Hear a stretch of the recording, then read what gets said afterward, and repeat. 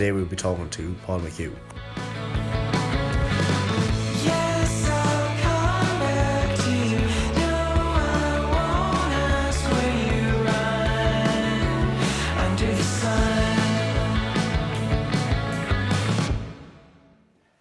So welcome back to Mike and the Mic.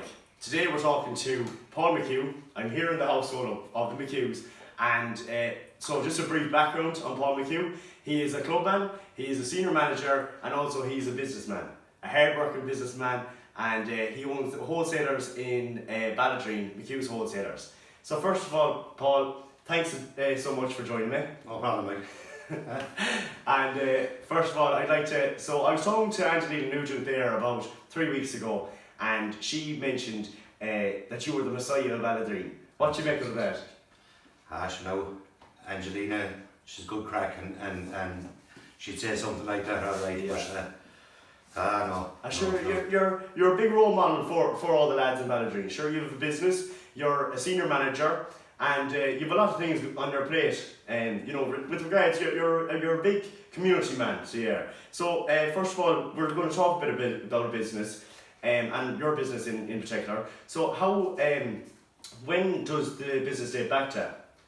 It's been there about 60 years, I'd say. 60 years. Yeah. Okay. Yeah. My father opened it up there as a wholesale, and my mother worked together, and then I suppose when we were finished college, we went into it. Then we saw Declan. Okay, right. Yeah. So, and you said you went to college, did you? Yeah. I went Right. to Sligo. And what did you was do? RTC at the time. Did business down there. Oh, you done business. Yeah. Okay, so you're prepared to take over the business eventually. Well, I don't know. It Yeah. was. That's what happened anyway. Yeah, You know. well, that's it. Yeah. But you're happy that happened. Yeah. We've You're had staying our ups home. and downs, but we're still open. Yeah, You know. well, that's it. Yeah.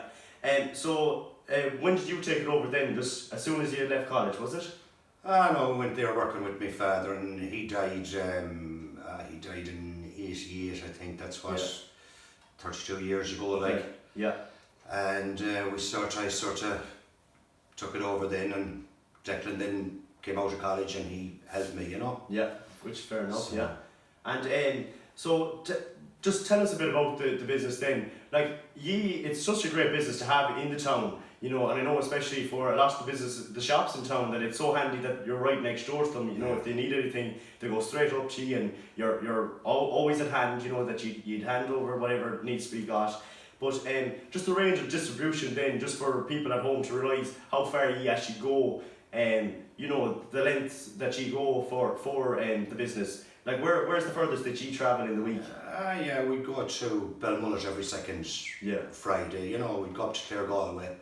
We'd be up there this week. Yeah. We'd be in Declan and be over Kiltormer and that area, tomorrow Calthra, that area. You know, Okay, right. we cover a fair old range. Yeah. You know. So the business is well established, and so you'd say. It is, yeah. Like it's gone down over the last number of years. Like it's we were doing a lot more business years ago, but between shops closing and everything, but we still have our loyal customers now, which is great, you know. Yeah. And do you find that a lot of shops have closed in town since your childhood?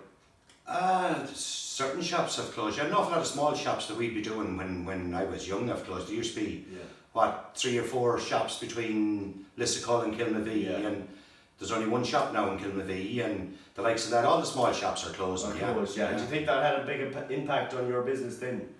Well, it did to a certain degree, yeah. And then some of the bigger shops went sort of with groups and that, you know. And there's nothing you can do about that. Like, you try and keep in with them, but you know, even though we'd probably be cheaper than the groups and that, like to sign up to the groups and that's it, you know. Yeah, of course. So how has work been since COVID-19? It's been good. Like, it's been. You never closed, anyways. Obviously. No, we never closed. Like we lost the pubs that we were doing, and the maybe the chippers for a while, but they're reopened now, and the cafes and that. Like, but the shops, thank God, the smaller shops actually did better than you know, because people were shopping local and that helped us, you know, because the smaller shops is what we'd be doing in the villages and towns. You know? And obviously a lot of people then thought that the shops might have closed as well. You know, so people are doing bigger shops, especially with the toilet roll issue. So there's so many different things. Like, the starters was toilet rolls, then it went on to pasta, and then it went on to Dettol. Like, there's just certain stuff you can't get and that, you know. But like, as I said, the smaller shops, like, people were shopping local, like, and it was great. And hopefully to give the I know people will go back to the bigger towns and the bigger, you know, the Aldi's, Lidl's, Tesco, but hopefully to give the small shops at least a turn. You know, yeah, to keep which them is going, needed, like, yeah, it's badly needed, like. Yeah. All the shops in the villages and towns, like, they've looked after these people while the COVID was on, like, so hopefully people don't forget that. Don't forget them, you know. Yeah, which is huge because like we need these businesses, and we'll be lost without them as soon as they're gone. Oh, 100%. Yeah. And then what you got is, so have you seen a big change in Balladreen and so? Oh yeah, 100%. Yeah, sure. Like at the start when I was around, there was probably 20 pubs open in Balladreen. What is there now? 8 or 9. Yeah. And well, you struggle to get the 12 pubs on St. Stephen's Day, anyways. That's for sure. You do, yeah. But yeah, look at. Hopefully all the pubs that are closed, that are still in town now, reopen. Like, you know, there's rumours there's 1 or 2 won't, and like Durkins have put it up and openly said they've clarified, and it's an awful pity because that's one of the mainstays in town, and hopefully and the soul of the town as well. Look at it's unreal. It's where all the meetings go. It's where you meet after games. It's where you know what I mean. Like and like hopefully someone takes it and keeps it going as a going concern. Like that's vital to the town. And it was a huge impact for the GAA as well, especially for the Bala club.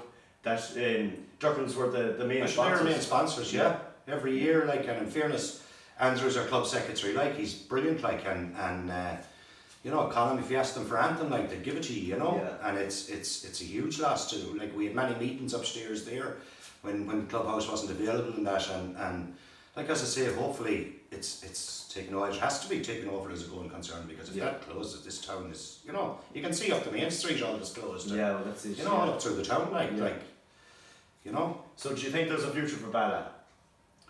Well, there is, hopefully, like, but I don't know where it's going at the minute. Like, Balladreen is a town, like Jesus, politicians have absolutely done nothing for the town. Absolutely nothing. Yeah. Like, I always voted down through the years, Fianna Fáil, Fine Gael, Labour. Like, in fairness, John Kelly, when he was there, he did something for the town. He started doing a few things, but this year I voted Sinn Féin, I'll be quite honest, because it's as well, because the others have done absolutely nothing for the town. Yeah. Absolutely nothing. Yeah. You know? Yeah. I thought when the Taoiseach came from Cashmere that he'd do something for us, you know? Yeah, and like, there was nothing done for Balladreen. Like, you can see it yourself, like there's so many, all the young bucks, like, when they go to college now, and when they go out of town, like none of them are going to come back living in town. That's the problem. Like you saw our senior team last year, like, with 32 players, say, on the panel, and 27 of them were travelling for training, like, 27. Yeah. You know, we're so lucky that them lads are still willing to play for Balladreen, but not one of them is going to. Yeah, and even for part-time work for the weekends, for students to be coming home at the weekends, there's nothing. Yeah. You know. No, there isn't. No. Yeah, which is a pity, like. Oh yeah, well, that's why all the businesses still in it have to keep open, and hopefully people support them. Like, that's the main thing. Yeah. People support local, you know. Yeah. And then for you personally, how are you finding lockdown? Look at it's I'm at home every evening, which never happens, and I'm at home the weekends, which never happens, because, like, for the last 30-40 years, if I'm not involved in the senior team, I'm involved in some team, like, and like, you're gone, say with the senior team, you're gone Tuesday, Friday, Saturday, Sunday, you know. Yeah. Like, if it's not the senior team, I'd be going to junior games, and then another evening a week, say, and it could be Monday, Wednesday, I'd go to the underage games, you know. So, of course, yeah. So I'd never be around, I'd never be at home, but now I'm home the whole time, so that's a change, like. But as regards, at least the one thing about it is we were working all during it, which was great, because I'd go off the head if I hadn't, you know. That's it. And would you rather, what sort of lifestyle did you like? Did you rather the one beforehand or after, or now even? Would you rather be back at football and just... You would, of course, you miss it. Like, it was no harm to get a break, you know, because I've been involved for the last, as I say, if it's not the senior team, I take some other, help out with some other team, you know, and like, it was no harm to get a break, but as it goes on, like, you miss it, you know. Yeah, of course, yeah. And just with leading on from the football there, what's the intel with the recent intel with football? So, like, when is football coming back? When is it due? Well, all our boys, as you know, like, you're on the panel yourself, Mike. Yeah. Great addition to the band, you know. No, I don't know with that. Our secret weapon this year. Water boy. But look, they're all on individual programs the last few months, like, and in fairness, they're doing them, and we're back on the 29th of this month we'll be able to do a bit of collective training, you know. Okay, right. And then the 20th of July, we're back in contact, like, and I think the 2nd of August we have our first league game, and then you're into championship, like, and so it's from the 2nd of August on for 8 weeks. It'll be 9 weeks. It'll be full hog, you know. And do you find, for your opinion, do you find that the new regulations with the football, will it be tough to carry out, or how do you feel about that? I don't know. We'll have to wait and see Well, that's it. what happens. We don't know. What's you know. Yeah, and it'll be different anyway. Yeah, well, that's for sure. It would just be hard, like I said to Angeline Nugent, it'd be hard to implement the social distancing while playing football. But look, So that's not going to happen. Like. No, that's it. Yeah, it's just our cornerbacks isn't. You know what I mean? Like, yeah. you know about it, like. Yeah, well, that's it. Well, I'm sure. Well, hopefully, I'm delighted you said that. And then, have you any goals for the football this year? Sure, we all have goals to start every year. Like everyone hopes they'll win the championship, like or you know, and but like it's so many good teams in Mchugh. Like it's a lottery, especially now. It's a lottery when it's thrown into 8 weeks. Like you have say 2 weeks contact before you go into a championship game, which is unheard of. Like. And like I honestly, I know they had to make decisions about this, and in fairness to the Mchugh County Board, like they were given 11 weeks to do this, but they weren't really. They were given 8 weeks to do it because the county training is starting on September the 14th. So they were like they're saying you're given October the 11th, but they're not really. And in fairness, that they've done a fairly good job with the fixtures, but I'd be just very worried about a lot of injuries this year in club football because it's like before. Okay, we often had 8 weeks in. Or 8 games in the 8. Like I'm just saying, when I'm saying the 8 and the 8, that's if you get to the final. Like I'm not saying we're going to get to the final, but whoever does get to the final will have 8 games in 8 weeks. Like and it's just like it's going to be very different, especially when you have no preparation coming into it. Every other year we had league games or we had good preparation. You're training, like fitness, you know what I mean. You're training and you're in contact the whole time. Like so, I don't know. Like I wouldn't be overly worried about our fitness. It's the sort of strength and conditioning and the contact that I'd be worried about. Like you're going straight from nowhere into a championship game, like which is unprecedented. Like, but that's the way it is, and and people say to me it's the same for everyone, but that doesn't make it right. Like, because it's the same for everyone, you know. And even with that as well, is that you haven't seen much of the footballers, you know, this year so far. You know, so you're going straight into a game whenever we do start back. You know, you're going straight into a game and you're seeing very little of the improvements of the footballers. Oh yeah, well that's, you know, so it'll be very hard for managers to decide on the team. Now you'd be probably working on from last year's team. Well, yeah, that's like we've a lot of good young lads coming up, you know. And like we've 2 lads back from injury this year, but the problem is like our plan with the 2 lads that were coming back from long-term injuries, Gavin and Keith, like is that we intended giving them a few junior games to start the year and bringing them into the senior set up then, but like they've had no chance to do that, so they've had no games. So I don't know, like and as you say, like the younger lads, we were hoping to get them plenty of games, like we did last year during the league. We got everyone, and but it's just we haven't got them games. So look at. We'll just, that's another thing we'll just have to see about, you know. Yeah, we'll just have to look at. So back to yourself then, how long are you managing for Bala in general? Well, I suppose I took over, I tried playing myself first, like I wasn't great. Oh, you good? No, I wasn't great, but I did my ankle 4 times, like I did ligaments in my ankle 4 times. So the 4th time I did it, I says, that's it, you know.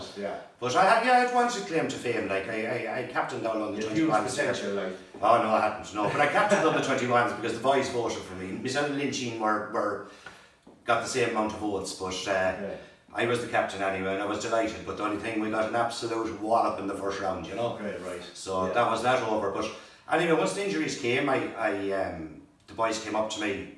I think it was about 23, 24. Noel Dirk and Morgie Dizzy came up and said, will I take over the senior team? And I took it over that year, but I insisted on the boys from the year before coming in with me for the first year as selectors. Like I had great selectors that year. I think I made them. I had Jono, I had Christy, I had Frank, God rest Frank Kelly, and Noel Drake, and they all came in. Sport. And they all came in, and it was good. We had a good team them times, like well, sorry, just one of them years, say about the third or fourth year into that, we probably should have won the championship with the best team in it. Okay. But the week of the championship, it was unprecedented what happened. Like on Tuesday night, our centre forward Desi Lynch did his hamstring. I'll never forget it. And we were playing across the line in the championship game, and 3 weeks before that, actually, we had bet Knockmore, who were the reigning county champions, by 10 points. Okay. And the following week we bet Hollymount, who actually won it that year by 9 points in the league. And that time you had all your county players, so it was all full teams, like. Yeah. And then we were playing cross the line in the championship 2 weeks later. And as I say, on the Tuesday night, Desi did his hamstring. On the Saturday night before the game, James Mitchell was playing for Mayo Miners. He was our corner forward, and he did his ankle. About 12 o'clock that night, I got a phone call. Our midfielder Tom O'Grady was rushed into hospital with appendicitis. Right. And in the warm-up the next day, Kevin Cahill broke his thumb. He still played, so this was a disaster. Yeah, at that time, you had only one game, and that was it. Like, and in fairness, we were 2 points up a minute before half-time, conceded a goal, and that was probably we had a brilliant team that time, and but look at that was football. Just how it is. Yeah, exactly. So then going back to the footballers who you managed. Who was the most standout footballer that you've seen throughout the years? For Bala? For you and for Bala. Oh, jeez, there was a lot of very good footballers. Like when we started off there, like we had a forward line there of Noel Durkin. Noel Durkin was absolutely top class, like won an All-Star, you know. Yeah. Noel Durkin, Desi Lynch, Enda McGreevy, Tommy Morgan, James Mitchell, Jerry Rush. Like all of them were all top class players, like, and like Frank Kelly was coming to the end of his career, like when I took over. Kevin Cahill, an absolute top class fullback, absolute top class. He started off wing back, and we moved him to fullback within a year, like, and top class player. You know, the O'Grady brothers, like Tom and Pat, you know, Pat's still managing teams and club, but Tom O'Grady to me was an absolute top class player. Tom O'Grady was as good a club footballer as I had seen, like, you know. Yeah. Then down through the years, so you move on then, and you have, you know, you had the Kilcullens, and you had also Barry Regan has been tremendous for us over the last number of years. Like he's been a great servant, and also Steve-O as well, like, and Steve-O is still playing along with himself, Jody and Sharks, our goalkeeper, are still battling on well into their 30s. You know, of course. Barry Kelly, you have, look, there's too many to name now. We have, of course, the man himself, Andy Morden, like, absolute top class player, like, but a lot of very good players around the place. Now, I don't want to go name them because you leave out some, but like, the team we have at the minute, like, there's a glut of top class players in it, like, you know? Right, yeah. And like, to go naming them and forgetting, no, you know. We won't go naming them now, but you have high hopes then, so for the team, for our team now, for this year, so do you? Well, this year, I think with the semi-final 2 years ago, a final last year, like I know, but this year I think is a lottery. Like this year, I think is totally different. If we had the year at it this year, we'd high hopes. Now, look at it goes still, but there's so many good teams in Mayo. Like you're talking about the 7 or 8 teams that can win that championship in Mayo. Yeah. I know Ballintubber have won it the last 2 years, like, but like Ballintubber win most of their games. They bet us by what, 2 or 3 in the final. They bet Belmullet, I think, in the quarter final with 2 or 3 points. Like Ballintubber, don't get me wrong, are a class side, but there's another 7 or 8 absolutely excellent sides in it. As I say, if we had the year's preparation, you would have been hoping to win a county title, and we're still, don't worry about, we'll be still giving it full hog, but I think just it's a bit of a lottery now. I think injuries will play a big part in it, you know. Whoever doesn't pick up the injuries, like, or, you know, but there are, like, you look at the likes of Brayfield, the talent they have, like look at Ballina, the talent they have, not more, you know, there's so many teams, you know, that can win that championship. Like, it's unreal. Like Castlebear, you know what I mean, like, you could keep naming, I could name them all, like in our group alone, like, we have Belmullet won the quarter final last year, like, and put it right up to Ballintubber, like, we've them in the first game, like, what's going to happen? We've Gary Moore in the second game in Gary Moore, which was probably our toughest game in the last 3-4 years. I thought that was our toughest game. We played them, I think we bet them in a quarter final was it?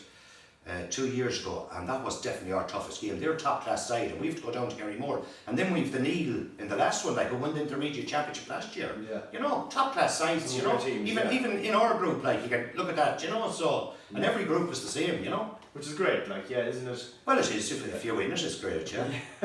Which is better, exactly. So thanks a million, anyways, Paul, for joining us today, and tune in for next week's.